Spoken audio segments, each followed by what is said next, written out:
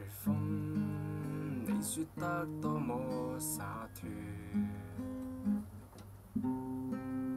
如何盡如人意想不了，何妨盼望永生等不了。隨便我卻說得多麼酸，懷疑你在病床，馴服到不敢掙扎，不敢呼叫，才令你鬥志軟弱無力，無常不可容許我為你默默生火。若然肉身遭綁架，逃生那道奇門極近，永沒上鎖。